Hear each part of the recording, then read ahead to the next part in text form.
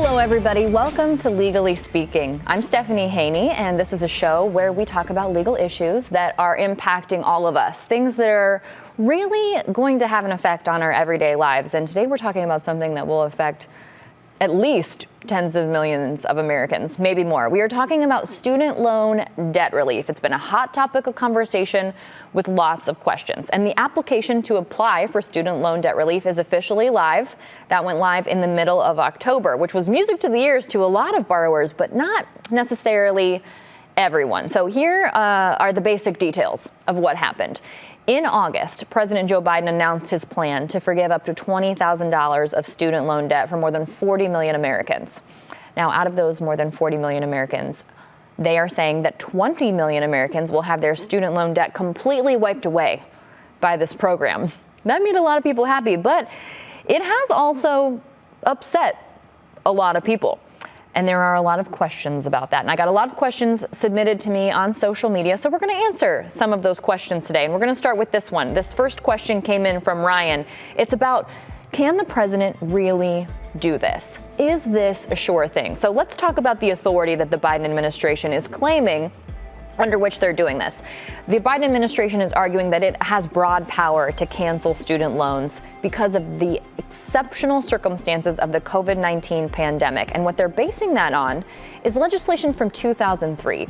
It's called the HEROES Act, and that stands for the Higher Education Relief Opportunities for Students Act of 2003. And there is a provision in there that grants the Secretary of Education the authority to reduce or eliminate the obligation to repay the principal balance of federal student loan debt. That includes on a class-wide basis. And they're saying that's possible in response to the COVID-19 pandemic. So lots of legal memos have been circulated about this. It seems to be sound authority. So that's why the president is able to do this without an act of Congress. Now, I also want to point out one of the provisions in the U.S. Code, and I need to give credit where credit is due. This was first flagged by a Yale doctoral student, and it's 20 U.S.C. 1082 subsection A, subsection 6. And that section of the U.S. Code also gives broad authority for the Secretary of Education to compromise, waive, or release claims against private parties, including student loan debt holders. Now, when we're talking about if the president can really do this, we can't talk about that without talking about the legal challenges. Here's another question I got in from Dougie on social media. He wants to know, are any of the legal challenges going to hold up in court? So let's talk about those legal challenges. There have been conservative groups and Republican state attorneys general that have been looking for plaintiffs to bring challenges to this student loan debt relief. But here's the thing. You need to have standing to file a lawsuit. And part of having standing is having actually been injured in some way. And the people who have been looking to challenge this are having a really hard time finding people who have been directly harmed by the plan. There is one lawsuit that was filed in late September that is arguing not only that the administration doesn't have the broad authority to do this, but it also includes a plaintiff in the lawsuit that says he would actually be harmed if his student loans are automatically forgiven.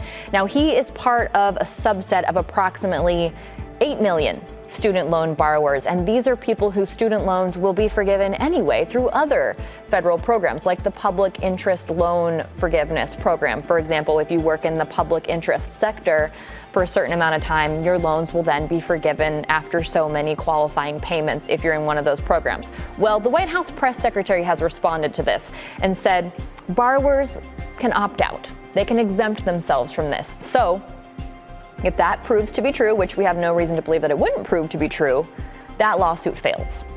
Now, there is another challenge, and this is a challenge that was a lawsuit filed by 6 states: Arkansas, Iowa, Kansas, Missouri, Nebraska, and South Carolina. They sued the Biden administration in September, and they said that this oversteps his authority and also threatens the revenue of states that profit from these federal student loans. Now, the Biden administration is not worried about these lawsuits and is moving full speed ahead right now. Listen to this message tweeted by the Department of Education. Hello, this is Miguel Cardona, Secretary of Education, with a quick update on our debt relief work. First of all, the application is now live, and we are so pleased with the interest. We are more committed than ever to provide debt relief to eligible Americans, especially after the struggles of the pandemic. As you know, we've faced more than half a dozen lawsuits, many from places that accepted PPP loan relief last year. But we're not deterred. We'll keep fighting for you and pushing through. The application is live at studentaid.gov. As you apply, watch out for the scammers that want your information. As you stay vigilant and protect yourselves from scammers, we promise to fight to protect you from baseless lawsuits trying to stop us from providing you debt relief. We will not stop fighting for you. From a practical standpoint, if things move forward with student loan debt relief, the application is now open. If it's processed, if you get your student loan debt relief, it's going to be very difficult to kind of claw that money back after it's already been forgiven in these instances. And from a case management standpoint, if that happens, there will certainly be legal challenges on the other side. And that would open up tens of millions of potential lawsuits. And that is definitely something that the courts consider when it comes to case management and what would happen clogging up the courts in this sort of way. So it seems even if any of these lawsuits did prove to be successful, if there's no pause on the student loan debt relief, it would be very difficult to get that relief back once it's already made its way to those tens of millions of federal student loan borrowers. Now, there's a group of Republican governors, 22 of them. They are taking a different cost argument approach. And they sent a letter to the president asking him not to do this with the student loan debt relief and saying that it would actually cost the poorest Americans money. They're saying that it would cost the average taxpayer $2,000, which brings me to my next question from Rustina. Hey Stephanie, in regards to the student loan forgiveness, I was just wondering, where does the government get this money from to be able to pay the banks back? Excellent question, Rustina. Who will pay for this? And there is a lot of confusion about it. Now, I had a great conversation with an economics professor from Case Western Reserve University about this, Professor Jonathan Ernest. Here's what he had to say. Yeah, so when we look at student loan relief, essentially what we're saying is there are many students who took out some sort of federal loan at some point to help pay for their education, and we're canceling some of that debt that was owed and over the next up to 30 years, but for a lot of them, the bulk of it's the next 5 years or so that it would have otherwise been paid back. It's kind of on the tail end of having stopped those student loan payments for a while with COVID and everything else. And so now it's saying, well, we're going to cancel up to at least a portion of that student loan debt within certain parameters so that you don't have quite as much to pay back and to alleviate a little bit of that financial hardship for those who have those loans. In terms of where that money is coming from, essentially what it is dollars that would have been flowing into the government to repay those loans that are no longer going to be coming in over the next several years. And the CBO has estimated that that's about $400 billion worth of funds in present value that won't be coming in over that period of time. So 400 billion fewer dollars coming in to those government coffers at the federal level because they're essentially being canceled or wiped out in terms of those debts. $400 billion is a lot of money. So is there any kind of thought about who may have to make up that money? I did see in that letter from the Republican governors, they estimated it would cost taxpayers $2,000 each. Is that true? Yeah, so it's at the federal government level. So it's not quite this bank that's saying, hey, we lent you this money and now aren't getting it back. But it is the federal government saying we're going to expect fewer dollars flowing in because some of these debts are being canceled. Now that's instead of those payments being assumed that we would, assuming that people would be making those payments over the next several years, and we have to make some assumptions about how much they might pay them off early and that sort of thing. So how much interest they would actually be paying. But the estimates are that those dollars are no longer coming in, around $400 billion or so. And so there's a few ways that the government can kind of make up for that shortfall. Essentially what's happening is it's being added to our overall debt at the moment. But then the question is, well, do taxes eventually go up? Do we increase productivity? And that helps us to bring in more tax dollars just in general, and that offsets it. Or do we cut government spending or spend a little bit less in other places? So one way to do it is to, raise everyone's taxes a little bit more to offset it. But another way to do it is to say, well, we're really just pulling dollars from some other potential use instead.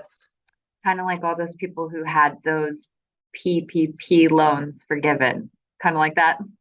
A little bit, yeah. So if we're having loans forgiven in any sort of way, whether it's for businesses, whether it's for individuals, for student loans, anything else, the idea is that, well, at some point we're bringing in fewer dollars to repay those, and so where are we making up for that? Or are we charging more for additional things? Or are we just spending less? Whatever it may be. I have to thank Professor Ernest for that insight. That was very helpful. So to directly answer Rustina's question, there's no bank waiting for these checks. It's not like they're already counting on them on a balance sheet. So no bank will be missing out. So here's what I took from my conversation with Professor Ernest. The debt relief is not going to drive up inflation. That's something that people have been concerned about as well, because this isn't an influx of money that people will be able to then pump into the economy. This is forgiving debt that already existed, that was already in people's minds as debt. It's not money that's being handed to them. Also, forgiving this debt is very similar to forgiving things like those PPP loans, the payment protection plan loans that were forgiven during the COVID-19 pandemic. Here's the other thing. Social programs change over time. We don't know what social programs will exist in the next 30 years. There might be some that exist today that don't exist 10 years from now, and there might be some that don't exist today that will come into existing. So it's very hard to definitively say that there will be any definitive cost by not having this money that's being forgiven in the federal budget. And we can just as easily conceive of this as a new social program rather than a loss of revenue. So it is really all in your perspective how this is conceived in terms of cost. Okay, that brings us to our next group of questions about eligibility. And I got a great question about this from someone on social media, because we know it's income-based, right? Well, Danielle had a specific question. She says, if you're married, is it based on joint income or individual income? So here is the breakdown of income and how that works for eligibility. If you made less than $125,000 in either 2020 or 2021, it can be based on either tax year, you're eligible. Now, if you're in a household, if you're a married couple, or in your household together, and you make $250,000 or less collectively, so to answer Danielle's question, based on both of your incomes collectively, then you're also eligible. And those people will have $10,000 of their student loan debt forgiven. Now, if you had a Pell grant, then you'll have $20,000 of your student loan debt forgiven. Now, Pell grants were given out to people of certain income statuses when they were applying for college, when they were filling out the FAFSA. Remember the FAFSA? Oh my gosh, what a document. It was a bear to fill that thing out, but when you filled it out, that's how you knew you were eligible for loans or grants and those sorts of things. So to check if you received a Pell grant, because for some of us, college was a long time ago, we may not remember, you can log into your account on the federal student aid website, and that is studentaid.gov. And when you go there, when you click on the aid summary section, then you can view your loans and the grants that you received. And if you received a Pell grant, it'll show up right there. Now, I also got questions from parents, and one of those parents is Tommy. Here's what Tommy wanted to know. Hi, Stephanie. I have a question about student loan forgiveness. There's a lot of conscientious parents out there, like ourselves, that didn't want to straddle our child with a monstrous debt upon graduation. So we took that debt upon ourselves and just paid it off in recent years. Is there any help for us? Great question, Tommy, and the answer is there is relief for parents. If you had a Parent Plus loan for your child, you can get student loan forgiveness. The same income rules apply to the parents, $125,000 for an individual or $250,000 for a household. But if you fall in that group of people, yes, but there is no bonus for the Pell Grant for parents, so it's just $10,000 for those Parent Plus loans.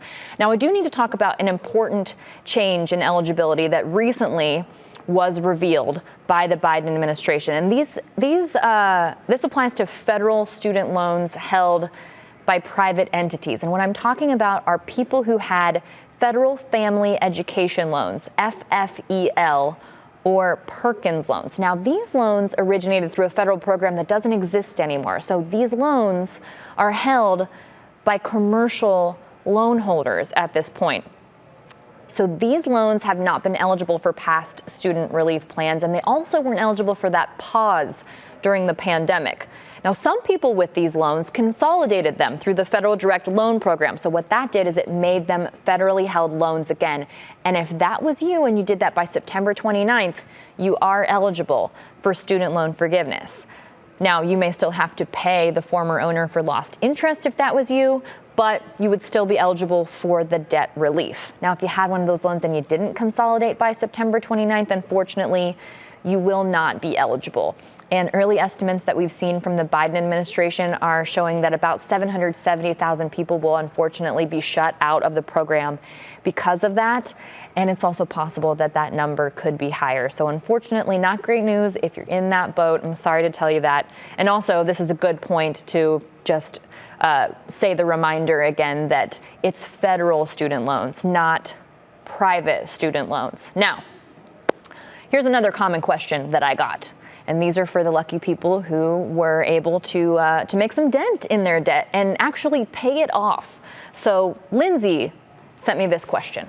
Hi, I wanted to know if I am eligible for the loan forgiveness if I paid off my loans in July of 2020. Lindsay, thank you very much for that question. That's a great question that I've gotten versions of it from a lot of people. And the answer is you're only eligible for relief for the debt that you actually hold. But if you paid off your student loans during the payment pause of the pandemic, and Lindsay specifically because you said July 2020, that was during the pandemic, any payments that you made from the start of that pause in March through July 2020, when you made those payments, you can get a refund on those payments. We've always been able to do that. That's not something new. But it matters now because you can get a refund on them, but you have to be holding that debt. So that's why you need to get that refund first, and then you can apply for that relief. So if you paid $20,000 during the pandemic and you had a Pell grant, you can ask for a refund of that $20,000, and then that will be forgiven, and then your student loan debt will be forgiven. Now, reminder, go to studentaid.gov to check if you had that Pell grant, because that'll make a difference in how much money you request back in that refund. So get your refund first and then apply. And remember, you have until the end of 2023 to apply. So you have time to do that. Now, not everyone was fortunate enough to pay off their student loans during the pandemic. Some people had a much tougher time. Here is a question that I got from Z on Instagram. What if my student loans are in collections? It starts to get a little bit more complicated there. Now, if you missed payments on your student loans, your loans go into default.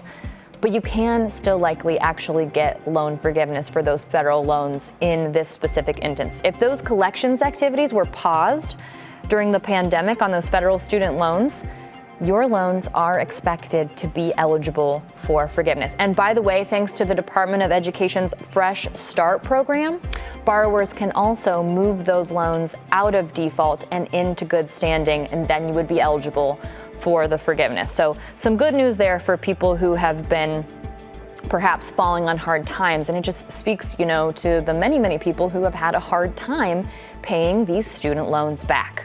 All right, now, for people trying to plan ahead, another question that kept popping up is this one from Matt. And that question is, will I be taxed on this?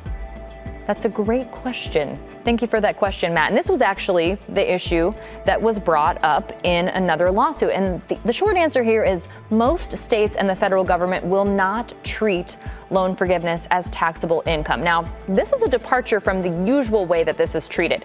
Usually you don't get this pass on reduced debt. Usually you do get taxed for debt reduction. But in general here, in this very specific situation, people will not be taxed. And that's because there's a provision in the American Rescue Plan that until the end of 2025, Congress said that the government will not consider canceled student loan debt to be taxable income. So people will not be taxed on their federal income in this scenario. And most states follow the federal government's lead when they are looking at what is considered taxable income and what isn't.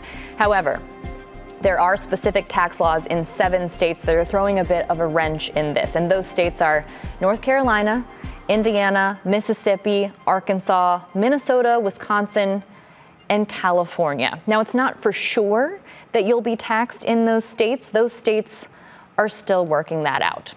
Okay, so now that we've covered all of that, let's get to the nuts and bolts. If you'd like to apply, how do you apply? And the answer is you go to the website, studentaid.gov. Once you're there, you fill in your name, your date of birth, your social security number, your phone number, and your email. And then when you do that, you'll get a confirmation email from the Department of Education, and the Department of Education will review your application.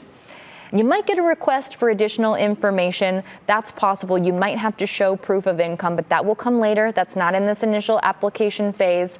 And for a lot of people, the Department of Education already has your income information, perhaps if you were on an income-based repayment plan. So a lot of people won't have to submit that because you've already been doing it. Now, when your request for relief is approved, you'll get an email saying so, and then you'll hear from your loan servicer, and they'll let you know when that forgiveness has been applied to your account. So you want to make sure that your servicer and the Department of Education have the most up-to-date contact information for you, and that's something that you can also do at studentaid.gov. And also, the Department of Education has a toll-free hotline, so if you've got more questions about this, that number is 833-932-3439. So before we go here, I have to share a funny story. Now, I was having a conversation about student loan debt relief with a girlfriend of mine, and I told her I was working on this special. And she said, "That's great because I've got questions for you." And I said, "Listen, it's really simple. Just go to studentaid.gov and fill out the application, and they'll let you know. They'll let you know if you're eligible." And she said, "Oh, then why do you need to put together a special?" And I laughed. I said, "Well, that's a really good point. The Biden administration has made this very, very easy for people to do, but I do think, this was good information to share because there are people who like to know. I wanted to know if I had a Pell Grant, and I will tell you, I personally will be impacted by this. I did have a Pell Grant when I went to college, and so then I was able to confirm that, and now I know that I'll be having $20,000 of student loan debt canceled, which is great for me.